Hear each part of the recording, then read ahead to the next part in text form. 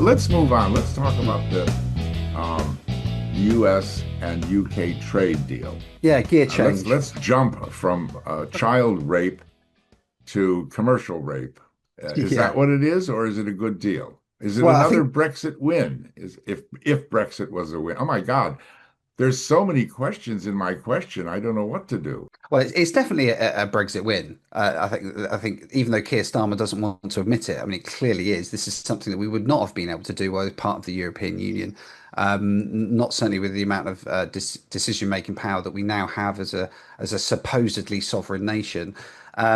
But the devil is in the detail, Roger, because it does seem to me that every single time the Labour Party go out and negotiate on behalf of this country, that we always lose out. It doesn't matter what the negotiation is, if it's pay agreements with the public sector, that Labour just give in and pay them exactly what they're asking for, just like they did when they claimed that 9 billion was part of the 22 billion black hole. It was all complete nonsense. That It was didn't part of, exist. yeah, it was all part of the part of that 10 billion of it almost was part of a pay deal which they agreed to. We can look at the Chagos Islands and Diego Garcia, and the fact that a sitting British Prime Minister thought the right thing to do was hand over sovereign territory and then pay for the privilege to do so. Why When we didn't he give them the Falklands at the same time? I'm Well, wondering. it wouldn't surprise me if it's on his list, Roger, to be brutally honest. So the point that I'm making is about this trade deal is until we see the small print, God knows what that man has agreed to. Now, there's one thing that I do think. I was listening to Trump speak last night, and it made me smile. He said he praised Keir Starmer kind of in a Trumpian way, not quite praised him, and then said, I like the guy. He's a liberal, I think he said. I'm certainly less liberal than he is, or something like that. And then he said, but the UK are always going to do well because I love the UK. So that was kind of a nod to the fact that, look, yeah, I'm dealing with Keir Starmer. I don't like the guy very much, but I love the UK, so I'm going to do you guys a big favour. So that was kind of nice to hear. So I don't know whether we can credit Keir Starmer completely with this. I think Trump is naturally, his mum's British. He loves the Queen. He loved the Queen, and he loves the royal family. And he has got a soft spot for our country. Yeah, And I he think, always intended to do that. It's nothing. I mean, Starmer is just uh, a figure in the mix. yeah, yeah. I mean, there's no detail on steel as far as I'm aware. So they're going to stay at 25% tariffs. I think it's good for the car manufacturers. What's in this deal? Again, I'm just going on brief headlines that I've seen. Yeah. I haven't gone into any detail of it. I think we're going to get more over the next 24 hours. And it's a very convenient distraction, right? So by the way, I'm not saying that the US UK trade deal has got enough traction to distract from the absolute monumental story about the Pakistani rape gangs. However, I'm perfectly sure that Keir Starmer will be looking for some form of headlines on this to try and push the. And he's entitled to it because, he could have, the way they operate, screwed it up. He could have made some move that was very off-putting. I mean, they could have done all sorts of crazy stuff. They could have had Miliband out there with a ukulele saying things that, I think he saw his way through it very well. Yeah, I mean, I'm not going to praise Keir Starmer because I think a young child could have achieved the same thing that he's achieved. However, it must be said that he did play it okay. He did the right thing. Tell us what you really think. Yeah, I mean, it's not. I'm not joking. Keir Starmer did nothing. All he needed to do is keep his mouth shut. Right? He just needed to not repeat all of the things he said about Trump. Keep saying nice things about Trump now, and don't take sides. So he did. I was Well, quite pleased. that's what he did. I think he played it very well and Yeah, very diplomatically. Yeah. yeah, but I just don't think that was some sort of political genius. I think that anybody, absolutely anybody, could have done that. Even David Lammy could have done that.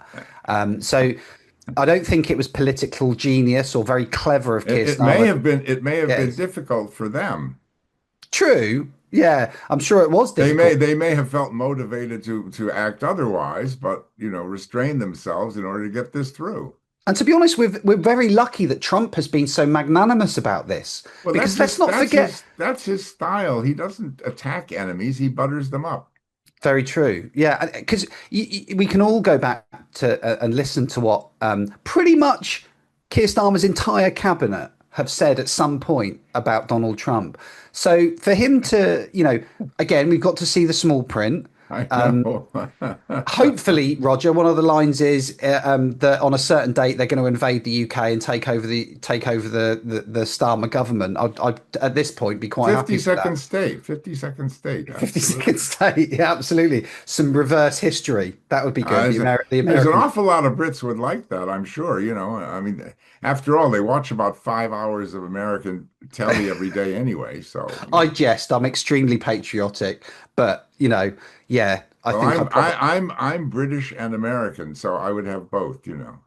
Yeah, so you'd be fine. I think we'd all let put it this way, Roger. If I had to choose right now between Keir Starmer's government or an invasion from Trump, I'd take the invasion from Trump every day of the week. But no, let's try and vote these people out of office. I think it's going to happen. I think there's a plus 70% chance of Reform having the largest party at the next election. I know three and a bit, 4 years is a long time in politics. Don't get me wrong.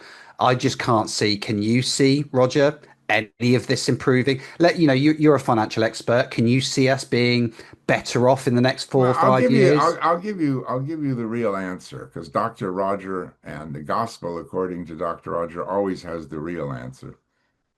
When I moved to this country some decades ago, I was able to meet and interview some of the most important people in the country, both politicians and business type. I wouldn't say leaders, I'd say tycoons. Mm. Um, I, I sat, for example, with one gentleman having tea in his office looking down Oxford Street, and he waved his arm at all the M&S and everything. He said, I built all of those. So, I spent time with all of these people, and every single one of them said the same thing. They said, young man, just remember one thing about this place. You always make money under Labor. You always lose with the Tories. And I said, well, That's why is that? interesting. And they said, Yeah. because the Tories are so stupid. They fight among themselves. They fall all over each other. All of their posh Etonian, Harrovian, Oxbridge, PPE nonsense gets in the way. They just don't understand. They live in a bubble. Labor is so disorganized, you can get away with anything. So that was many decades ago, I was told that. So if enough of the right people, I mean, the hard-nosed American answer, if you will, from me is that if enough of the right people make enough money in the next 3 or 4 years, they ain't gonna turn off that tap, mate. No, no. And you look at some other headlines that we've seen in the last few hours. I think it was yesterday evening it came out. I mean, again, something else that we already suspected, but these 1.5 million homes that Labour is building, we Are have they ever now gonna been. build them? Well, yeah, I mean, exactly. But we've just been told officially now that the way that the Labour Party are going to stop the use of hotels for migrants Yeah. is there is a link to this. Sorry for being slightly off topic. No. Is they are going to put them into private rental accommodation. Yeah. And I just think to myself, in 5 years' time, going back to the question I was asking you, in 5 years' time, we're not going to feel any better off. People are not going to feel like they've got more money in their pocket. The housing crisis is not going to No, get no, no. Sorry. any I'm not talking better. about the man in the street, whether he's got enough money for his holiday. I'm talking Yeah. about the money that runs and controls this country. I'm talking about the giant players who will Well, be they're all even leaving, more. aren't they? Not all of them, and even if they leave, they can pull strings from afar. I mean, as we say in my hometown, Chicago, money talks and BS walks. Yes. Um, if enough, as I repeat, if enough of the right people are making the right amount of money, they aren't going to go. And of course, the way to woo them back is to remove the tax things that just drove them away, which Starmer could easily do at the right moment, which he's Yeah. smart enough to do. He won't. I wouldn't be so sure. I think when the time is right and he wants them back and he has his deals with them and the rest, he could very easily do so. Well, I've just seen was a couple of days. He's not a socialist who's committed to, throwing himself against the wall and going splatly. He's an I'm not so intelligent. sure about that. I'm not so sure about that. I mean, you look at the capital Oh gains my, oh my. capital gains tax take is down, right? They fundamentally Oh, none misunderstand. of it works. Of course not. Yeah, I so, mean, they fundamentally misunderstand the Laffer curve, they and don't it's misunderstand it. It doesn't matter to them. It's a political move. exactly. But what's happening is we're having, what is it, one high net worth individual leave the country every 45 minutes. Of course, the Yeah, tax take's going to go it down. doesn't matter. It doesn't matter because the political capital to be gained from it is worth more.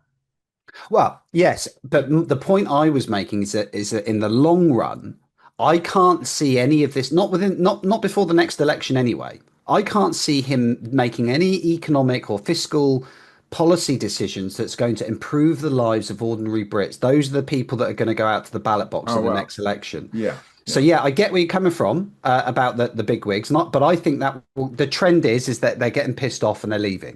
yeah, Right, yeah, that's the trend. How much of an impact that's having yet, we don't know. We do know that the capital gains tax take is down. Right, sure, so we know that the Treasury is taking less money in capital gains tax than it was this time last year or yeah, whenever it was sure. before the policy came in. So ordinary working Brits, that the man and woman on the street grafting their backside off is going to feel worse off, in my view, by the next election. Where do you think? Here's a question for you, Roger. Something I actually really genuinely want to ask you. Where do you think interest rates are going? I think interest rates will stay pretty much where they are for the moment, and they might go a bit lower. Really, you think they might But go a bit yeah, but lower? I think that over the next sort of 6 months, I think things will get more expensive. Cost of living will continue to get out of hand, and rates will Yeah. have to go back up. So yeah, that's. I mean, I'm not an expert at all, but that's my view. Is Yeah, that we're in a bit of a dip at the moment, and then when bills start going up again. We've got the crisis in Iran and with Israel. I heard a barrel of oil has gone up quite considerably, 15-20% in the yeah, last couple of days. yeah. The highest energy bills in the world, that's not going to get any better. If anything, that's just going to get worse. So everything is teed up. Really, this is a single term government, without a doubt. Labour are not going to be a government. So the choice the country's got to make is do we trust the Conservatives again, or do we try something new? And I think that we're in that. I think we're already in that latter group right now. I think Yeah. that's the group at the moment that is leading in their opinions, and we just have to see if that changes over the next 4 years. But I for one, cannot see that will change. I just can't see it. Yeah, So I I think think that the reform are teed up nicely. The interesting questions that I wanted to ask you were financial questions on mainly where and it's a very I can appreciate it's a very difficult question to answer, but you were an advisor, a very important person, Roger. You advised the Bank of England. What are your views? I hope I'm not flipping this around too much, but what are your views on Andrew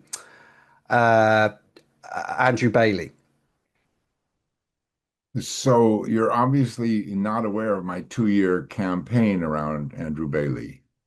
I think I remember you vaguely mentioned it's partly why I'm asking. Okay. Well, my views on Andrew Bailey is that he has a reputation for making the wrong decision too late and doing too little too late. And he at the Financial Conduct Authority is alleged to have made decisions on the Woodford and London and Capital scandals that cost people billions. I say alleged, I haven't seen any proof of it.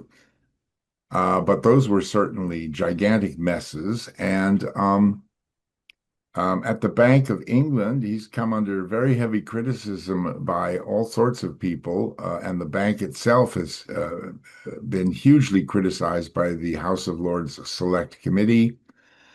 And even when he brought in his friend and Oppo, Ben Bernanke, to assess the modeling and forecasting of the Bank of England, Bernanke was ruthless in criticizing them as having no diversity of opinion and using outmoded software and systems that did not work and producing the wrong results.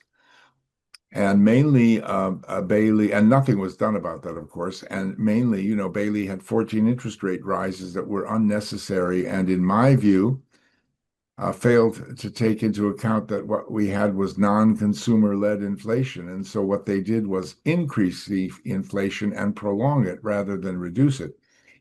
And when Sunak and Jeremy Hunt, uh, I had to restrain myself from saying rhymes with. Well restrained. When Jeremy Hunt and Sunak stupidly endorsed Bailey when they should have known better, um, uh, and claimed that he had made the right choice in raising these rates.